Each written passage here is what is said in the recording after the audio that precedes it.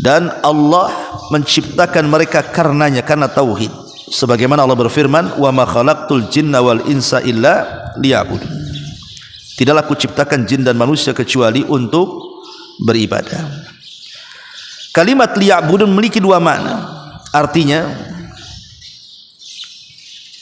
pertama, Allah Subhanahu wa taala memang menciptakan manusia itu karena untuk ibadah, untuk maksud tujuannya adalah untuk mentauhidkan Allah. Jadi kita, saya, antum atau siapapun, maksud kenapa kita diciptakan ya untuk beribadah, artinya untuk mentauhidkan Allah Subhanahu wa taala.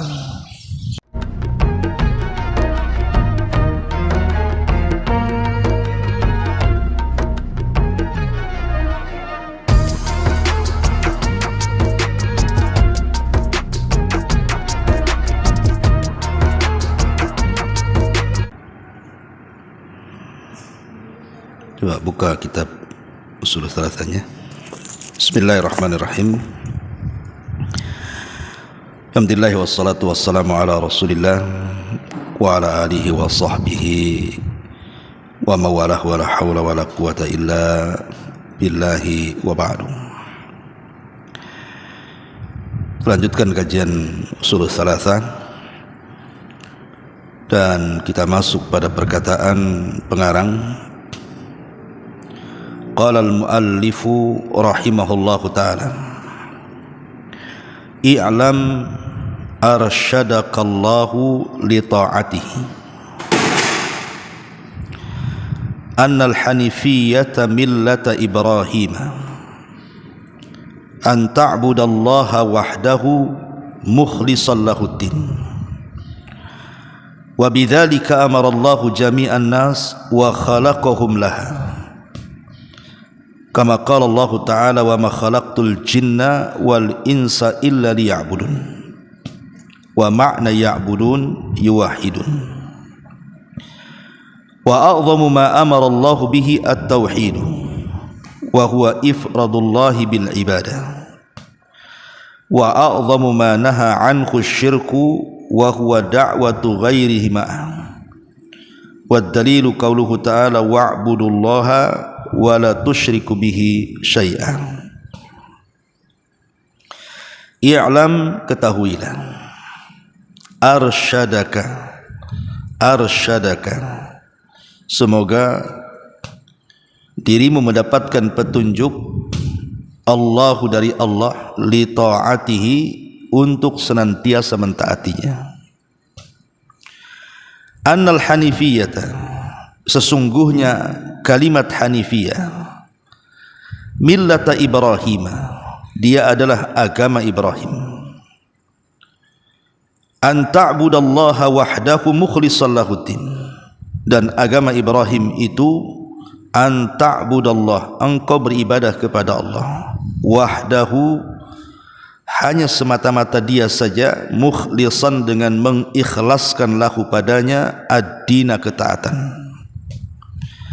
Wa bidzalika, karena itu, amarallahu, Allah perintahkan, jami'a an-nasi, semua manusia, wa khalaqahum laha, dan Allah ciptakan mereka untuk itu. Kama qala ta'ala, sebagaimana Allah berfirman, wa ma khalaqtul jinna, dan tidaklah aku ciptakan jin, wal insa, dan manusia, illa, kecuali, liya'budun, agar mereka beribadah kepadaku. Wa makna ya'budun, dan makna agar mereka beribadah kepadaku, artinya yuwahiduni, agar mereka mentauhidkan aku. Wa a'zamu ma amarallahu bihi, wa a'zamu, dan yang paling besar, ma apa-apa, amara, yang diperintahkan Allah bihi, dengannya, adalah at-tauhidu, mentauhidkan Allah. Dan tauhid adalah ifradullahi bil ibadah, ifradullah, mengesahkan Allah, bil ibadati, dengan cara beribadah hanya kepadanya. Wa a'zamu, dan yang paling besar, ma naha anhu, apa-apa yang dilarang Allah tentangnya, asyirku, adalah kesyirikan. Dan syirik, wahwa, dan dia, da'watu ghairihi, berdoa kepada selain Allah, ma'ahu, disertakan dengan berdoa kepada Allah. Wa dalilu qauluhu ta'ala, dan dalilnya firman Allah azza wa jalla, wa'budullaha, sembahlah Allah, wala tusyriku, dan jangan menyekutukan bihi dengan Allah syai'an sedikit pun. Surah An-Nisa ayat 36. Baik, ya. Di sini pengarang biasa sebelum beliau menjelaskan beberapa kalimat penting, maka karena kelembutannya beliau kepada kita sebagai pembaca dari kitabnya atau yang mempelajari kitabnya, mendapatkan doa dari beliau. I'lam arsyadakallahu li ta'ati, ketahuilah semoga Allah memberikan hidayah kepadamu agar senantiasa mentaati Allah. Dan ini bentuk kelembutan Syekh pengarang kepada kita, senantiasa mendoakan agar kita istiqomah. Kemudian kata beliau, annal hanifiyah, sesungguhnya kalimat al-hanifiyah, millata Ibrahim, dia adalah agama Ibrahim. Apa makna hanifiyah di sini? Makna hanifiyah di sini ada dua makna. Pertama, hanifiyah itu adalah agama yang dibawa Nabi SAW, agama Islam. Jadi agama Islam itu disebut hanifiyah. Dan makna yang kedua, maksud hanifiyah adalah al-iqbalu ala Allah bitauhid. Kita menghadap Allah subhanahu wa ta'ala semata-mata hanya ingin mentauhidkan Allah. Jadi makna yang pertama, makna umum, bahwa hanifiyah itu adalah agama Islam, agama yang dibawa Nabi SAW. Dan makna yang kedua, hanifiyah itu artinya kita menghadap Allah dengan membawa tauhid. Maka kelazimannya kita disuruh untuk meninggalkan kesyirikan. Itulah makna hanifiyah. Adapun kemudian di sini, kenapa hanifiyah? Yang dimaknai bahwa hanifiyah adalah Islam atau hanifiyah adalah agama yang membawa tauhid, millata Ibrahim dinisbatkan kepada agama Ibrahim karena mengikuti Al-Quran. Al-Quran mengatakan anittabi millata Ibrahim, ikutilah agama Ibrahim. Lalu kenapa kemudian agama tauhid ini dinisbatkan kepada agama Ibrahim? Makanya orang-orang jahiliyah apabila mereka masih berpegang dengan agama Ibrahim disebut hanif, karena mereka mentauhidkan Allah. Ada 3 perkara yang disebutkan para ulama kenapa kalimat hanifiyah dinisbatkan kepada agama Ibrahim. Pertama, karena memang Ibrahim dijadikan Allah menjadi imam. Inna Ibrahim kana ummatan, Ibrahim itu dijadikan imam oleh Allah, dan imam itu harus diikuti. Makanya kita mengikuti agama Ibrahim yang merupakan tauhid. Yang kedua, karena di antara seluruh para nabi dan rasul dari sejak Adam sampai rasul kita Muhammad sallallahu alaihi wasallam, yang paling sempurna mewujudkan tauhid itu hanya Ibrahim. Sampai Ibrahim disebut Abu Tauhid, bapak daripada tauhid. Maka lihat kisah Ibrahim, sejak masa remaja, dewasa sampai tua itu bicara tauhid saja. Di masa remaja, Ibrahim pernah menghancurkan patung-patung yang disembah kaumnya dalam istana. Kemudian setelah menghancurkan patung-patung dalam istana itu, kemudian meletakkan palunya di patung yang paling besar, sengaja tidak dihancurkan. Setelah kemudian sang raja tahu bahwa yang menghancurkan patung Ibrahim, maka Ibrahim dipanggil. Kemudian dikatakan, ya Ibrahim, engkau ya yang menghancurkan patung-patung itu ya? Kata Ibrahim, enggak, yang menghancurkan patung itu yang patung yang gede itu, karena palunya kan di situ. Kemudian mereka mengatakan, ya Ibrahim, engkau mengatakan yang sesungguhnya iya. Kalau kau tidak percaya, tanya patung yang paling besar. Maka orang-orang musyrik di zaman itu mengatakan, macam mana aku akan bertanya kepada patung itu sementara mereka tidak bisa bicara? Seolah-olah Ibrahim mengatakan, kalau sudah tahu patung itu mati, kenapa kan disembah? Akhirnya Ibrahim pun harus dihukum bakar, dilempar kepada api, tapi Allah selamatkan. Qul ya naru kuni bardan wa salaman ala Ibrahim. Itu di masa remaja itu sudah menghancur-hancurkan patung. Kemudian di masa dewasa dia ingin membatalkan sesembahan kaumnya yang menyembah matahari, bulan dan bintang. Dengan mengatakan ketika melihat bintang dia mengatakan jangan-jangan ini Tuhanku. Ketika bintang enggak ada dia mengatakan masa Tuhan muncul dan pergi. Dan begitu seterusnya. Dan kalau kita melihat biografi Ibrahim itu semua bicara tentang tauhid.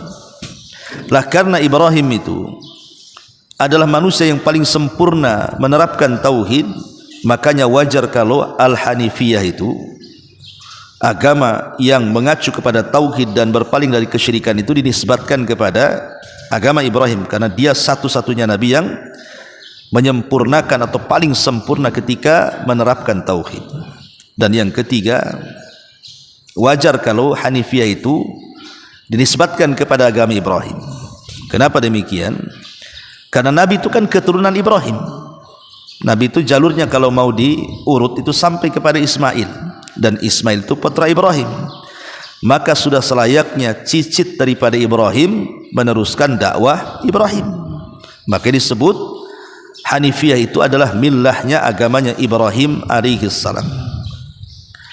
Kemudian pengarang menyebutkan seperti apa Hanifiyah yang merupakan agama Ibrahim itu. Anta'budallaha, agar engkau beribadah kepada Allah wahdahu, semata-mata Allah yang ingin disembah, mukhlishan lahuddin, dengan mengikhlaskan semua ketaatan kepada Allah subhanahu wa ta'ala. Itulah tauhid. Dan kalimat ibadah apabila diitlakkan dalam Quran maka semuanya memiliki makna tauhid. Kata Abdullah bin Abbas, kalau ada kalimat ibadah dalam Quran artinya tauhid. Jadi kalau ada perintah disuruh untuk beribadah kepada Allah, artinya disuruh mentauhidkan Allah subhanahu wa ta'ala. Makanya di sini kata pengarang, wa bidzalika amarallahu, karena itu Allah perintahkan jami'an nas, seluruh manusia, wa khalaqahum laha, dan Allah menciptakan mereka karenanya, karena tauhid. Sebagaimana Allah berfirman, wa ma khalaqtul jinna wal insa illa liya'budun, tidaklah kuciptakan jin dan manusia kecuali untuk beribadah. Kalimat liya'budun memiliki dua makna. Artinya, pertama, Allah subhanahu wa ta'ala memang menciptakan manusia itu karena untuk ibadah, untuk maksud tujuannya adalah untuk mentauhidkan Allah.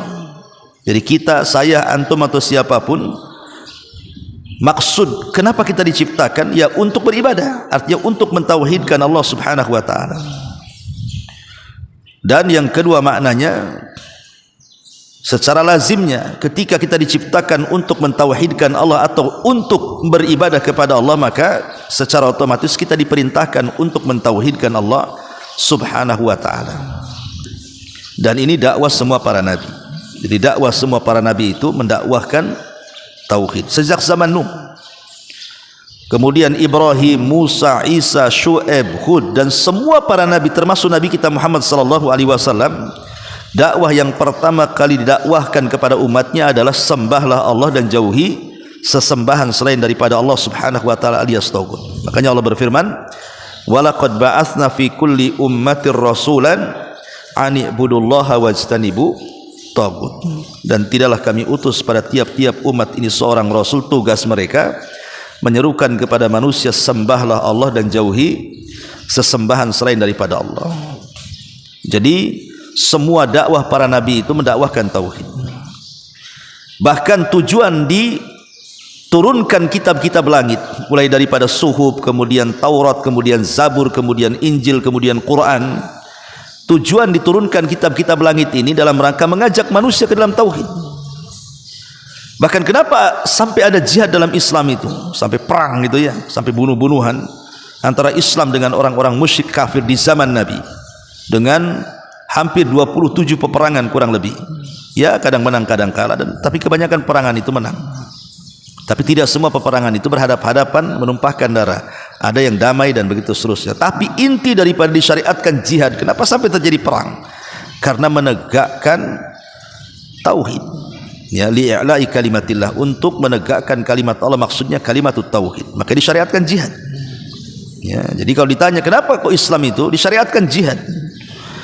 Maka kita jawab bahwa disyariatkan jihad itu karena dalam rangka meninggikan kalimat Allah, la ilaha illallah, itulah tauhid.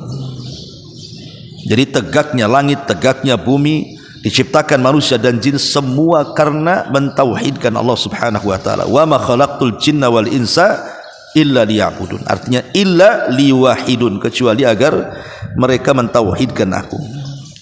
Kemudian pengarang mengatakan wa a'dhamu ma amara Allahu bihi tauhid, dan yang paling agung dari perintah Allah adalah tauhid. Jadi perintah Allah itu kan banyak dalam Quran. Perintah Allah itu banyak disebutkan dalam hadis Nabi SAW. Ada perintah salat, perintah puasa, perintah zakat, perintah haji, baca Quran, perintah salat malam, macam-macam perintah itu. Tapi yang paling agung dari semua perintah itu adalah tauhid, karena inilah barometer diterima dan tidaknya ibadah-ibadah yang lain. Kalau kita salat tetapi kita kemudian meminta-minta di kuburan, percuma salatnya. Kita puasa tapi datang ke dukun, percuma puasanya. Kita haji tapi kita percaya dengan tangkal, percuma hajinya.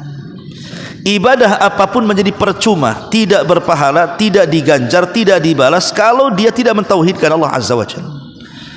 Karena tujuan disyariatkan salat, puasa, zakat, baca Quran, zikir, salat dan yang semacamnya tidak lain dan bukan karena dalam rangka mentauhidkan Allah Subhanahu wa taala. Makanya di sini pengarang mengatakan wa a'dhamu ma amara Allah bihi at-tauhid, dan tauhid adalah ifradullahi ta'ala bil ibadah, mengesahkan Allah dengan semata-mata memberikan ibadah hanya untuk Allah Subhanahu wa taala.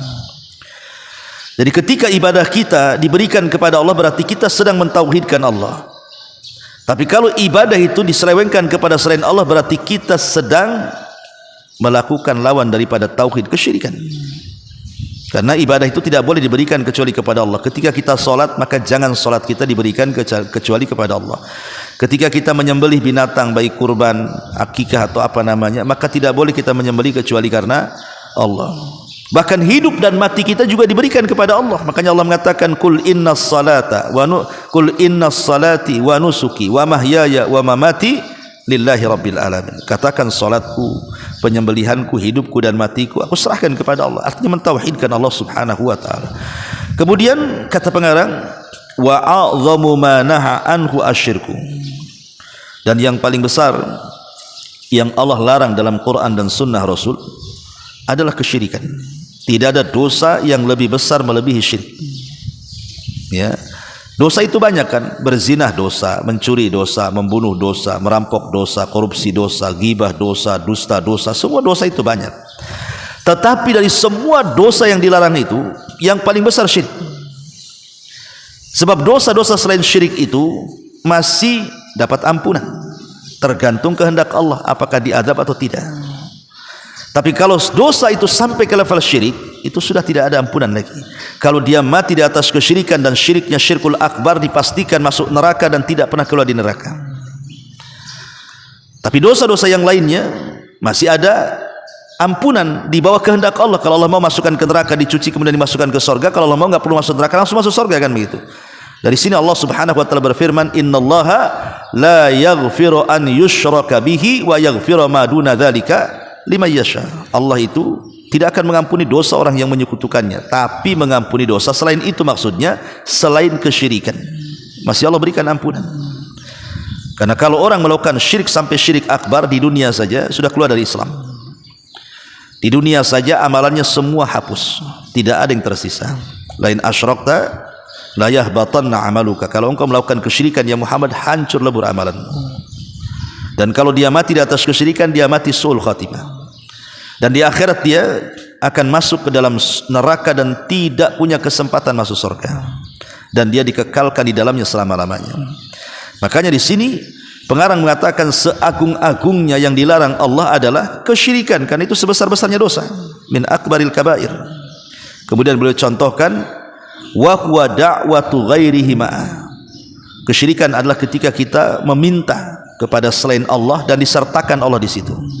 Jadi satu waktu kita meminta kepada Allah, di satu waktu meminta kepada selain Allah, seolah-olah Allah disekutukan dengan yang lainnya. Itulah kesyirikan. Atau dengan kata lain, kita memalingkan ibadah kepada selain Allah, itulah kesyirikan. Jadi syirik itu memiliki makna, pertama menjadikan Allah tandingan, yang kedua menjadikan ibadah yang khusus bagi Allah diberikan kepada Allah. Itulah makna syirik. Apa makna syirik? Menjadikan Allah syarikat, atau menjadikan ibadah yang khusus bagi Allah diberikan kepada selain Allah. Itulah kesyirikan. Ya, dan syirik ini ada syirkul akbar, ada syirkul asghar. Ada syirik besar yang mengeluarkan pelakunya dari Islam, ada syirik kecil yang tidak mengeluarkan pelakunya dari Islam, tapi sekecil-kecilnya syirik sebesar-besarnya dosa besar. Karena dosa syirik kecil itu melebihi dosa zina, dosa membunuh, menggibah dan yang lainnya. Wa dalilu qauluhu ta'ala, dan firman-Nya, dalilnya firman Allah Azza wa Jalla, wa'budullah, sembahlah Allah, artinya tauhidkan Allah. Wala tusyriku bihi syai'an, dan jangan sekutukan Allah dengan siapapun. An-Nisa 36. Dari sini kita tahu apa yang harus kita prioritaskan dalam perintah dan apa yang harus kita jauhi pertama kali dalam larangan. Yang diprioritaskan dalam perintah, laksanakan tauhid. Adapun yang harus kita jauhi dalam kehidupan kita adalah kesyirikan. Inilah penjelasan singkat yang disebutkan oleh para ulama. Wallahu a'lam. Sampai di sini saja. Subhanallah bihamdika, asyhadu an la ilaha illa anta, astaghfiruka wa atubu ilaik. Allahu ta'ala alam. Assalamualaikum warahmatullahi wabarakatuh.